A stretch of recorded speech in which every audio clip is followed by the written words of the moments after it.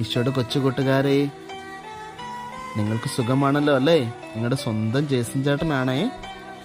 നമ്മുടെയൊക്കെ ജീവിതത്തിൽ ചില സന്ദർഭങ്ങളിൽ നമ്മുടെ മാതാപിതാക്കൾ അല്ലെങ്കിൽ അധ്യാപകർ നമ്മളെ എന്തു ചെയ്യും?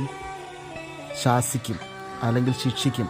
അങ്ങനെ കൊച്ചു ശാസനകളും ശിക്ഷണങ്ങളും ഒക്കെ നമ്മുടെ ജീവിതത്തിൽ കടന്നു വരുമ്പോൾ നമ്മൾ വേദനിക്കും അല്ലേ? മനസ്സ് വേദനിക്കും, അല്ലെങ്കിൽ ചെറുതായിട്ട് ശരീരവും വേദനിക്കും.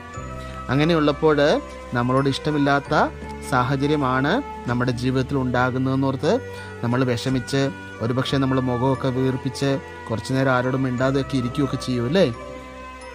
ഈശോ നമ്മളെ ഇങ്ങനെയാണ് ഓർമ്മപ്പെടുത്തുന്നത്: ഞാൻ സ്നേഹിക്കുന്നവരെ ശാസിക്കുകയും ശിക്ഷിക്കുകയും ചെയ്യും.